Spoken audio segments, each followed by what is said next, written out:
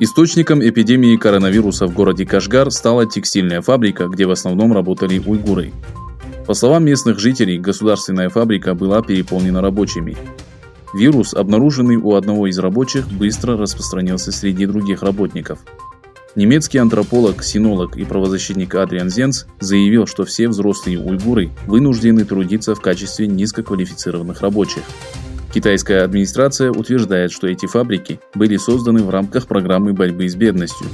Глава инициативной группы по правам человека при Центре стратегических исследований Эми Клэр отметила, что согласно международному праву данная практика представляет собой принудительный труд. Китай содержит в концентрационных лагерях или так называемых образовательных центрах не менее 3 миллионов уйгуров.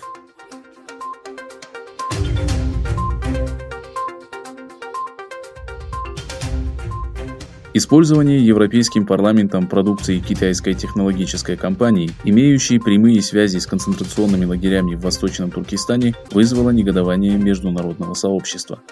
Согласно отчету Deutsche Welle, в рамках борьбы с китайским вирусом Евросоюз использует камеры с тепловым датчиком, произведенные китайской технологической компанией Haikang. Камеры китайского производства установлены в зданиях Европейского парламента и Европейской комиссии. Правительство США запретило продукцию Haikang в прошлом году на основании того, что компания причастна к геноциду уйгуров. Действия Евросоюза противоречат политике США, которые критикуют ситуацию с правами человека в Китае.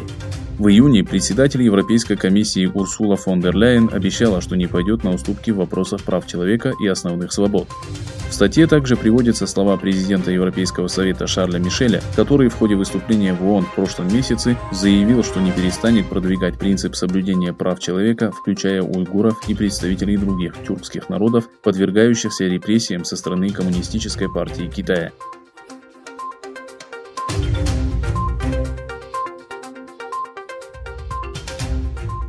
С 26 по 30 октября в Мюнхене прошло мероприятие «Неделя уйгуров», организованное консульством США в сотрудничестве с посольством США в Берлине и Всемирным уйгурским конгрессом.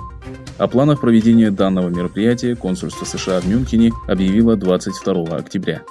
Первая часть мероприятия прошла 26 октября под руководством председателя Всемирного уйгурского конгресса Долкуна Исы. Вторую часть мероприятия 28 октября возглавил представитель Всемирного уйгурского конгресса в Европе Оскар Джан. Завершительная часть программы прошла 30 октября с участием Зумратай Аркин. Онлайн-программу вела генеральный консул США в Мюнхене Меган Грегорс. Подводя итоги, в ходе беседы с генеральным консулом США Зумратай Аркин отметила, что мероприятие прошло очень успешно.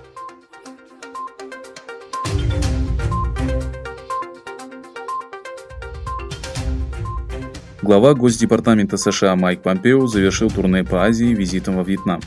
Как и во время предыдущих остановок в Индии, Шри-Ланке, Мальдивах и Индонезии, во Вьетнаме Помпео подчеркнул антипатию администрации Трампа к Китаю, особо выделяя реакцию Пекина на коронавирус, его репутацию в области прав человека и агрессивность по отношению к соседям. В заявлении, опубликованном перед прибытием во Вьетнам, Госдепартамент осудил отказ Китая от обещаний сотрудничать с другими странами долины Меконга, а также его агрессивное поведение в Южно-Китайском море. Соединенные Штаты вместе с нашими индо-тихоокеанскими союзниками и партнерами защищают их суверенные права на офшорные ресурсы Южно-Китайского моря в соответствии с их правами и обязанностями по международному праву, подчеркнули в Госдепартаменте.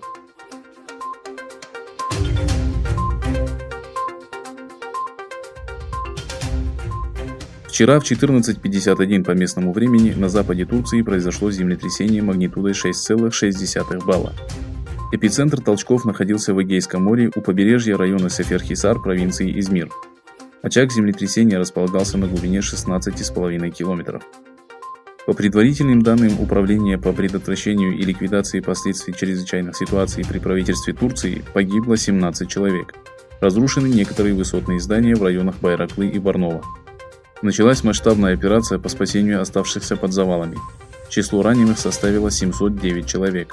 По данным АФАД, вслед за мощным землетрясением последовал 341 более слабый толчок силой более 4 баллов. На сегодняшний день число жертв землетрясения достигло 25.